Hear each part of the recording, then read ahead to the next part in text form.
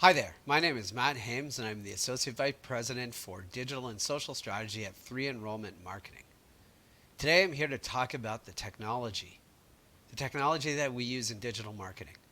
If you think way back to the desktop revolution, to the computers getting into our onto our desks, into our homes for the first time.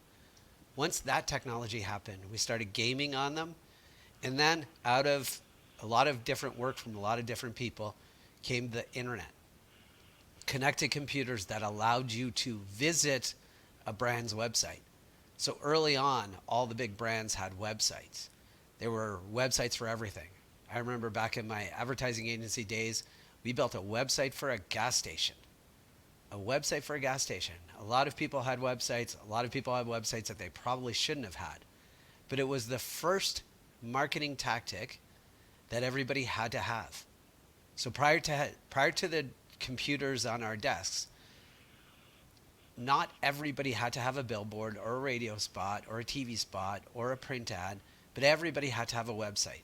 Joe's Pizza on the corner or a gas station in Canada had to have a website. So we built all this content around websites and things got a lot better. We started to be able to experience things a lot more. We started to experience the internet, read newspapers, read stories, read blogs, read things, create content. We created a bunch of different content. It was a great time. And a lot of institutions of higher education created a .edu. So that .edu was created, and it was a great place for people to come and learn why it's a good place to go and how they will fit in there. And around the mid 2000s, we started to get the mobile revolution. So first desktops, then mobile. Next came the mobile revolution, right? 2007, the iPhone was launched, and the iPhone was both a iPod, computer, and phone all in one thing. And what ended up happening is we started getting apps, we started getting experiences. But when we first got the iPhone, we didn't have a lot of things to do on it. There weren't a lot of apps. You could call people still on the phone because it was a phone, and you could text people, and you could do a few other things, but you couldn't do much. Like you, if you're like a vintage like I am, you might remember the first time seeing somebody use their phone to use a boarding pass. I still had that piece of paper. I was not one of the first people who used the phone as a boarding pass. But when the phones first came out, you couldn't use them as boarding passes. That's a much more recent thing. An entire infrastructure has come around the mobile phone. So now you can use your mobile phone to order food. You can use your mobile phone to order a car. You can get on a plane, obviously. You can use it to do so many different things. There are thousands and thousands and thousands of apps in the world, both on the Google Play Store and the Apple Store.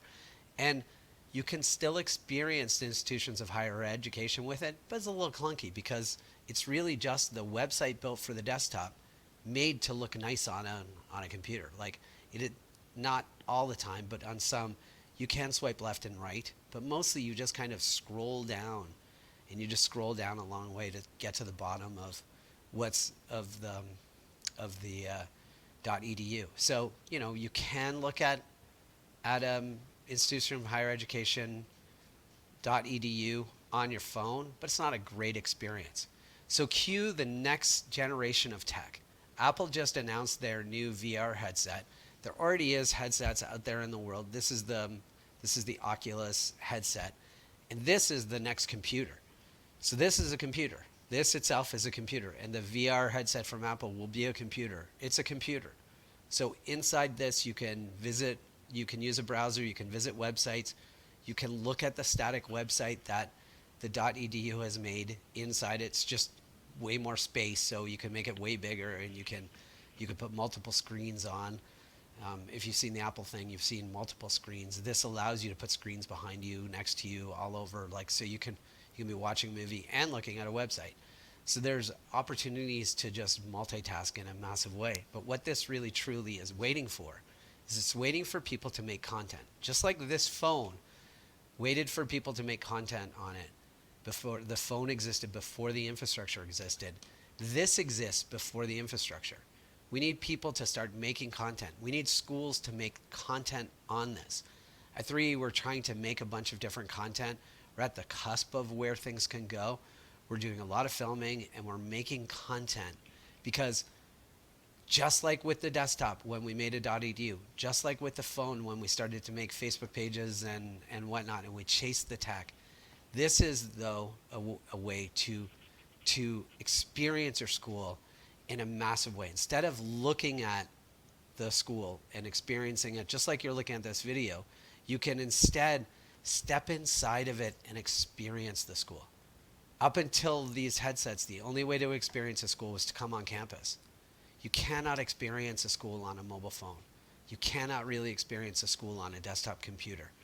You can experience a school in a VR headset. It doesn't have to be this particular make and model. It could be one of the Sony Gamer ones.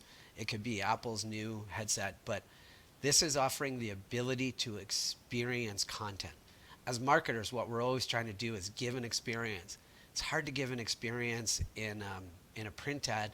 It's easy to give an experience in a 30-second commercial when there's comedy, but it's not always as memorable. What this is offering is the ability to experience and also show off the school. So that's the exciting point.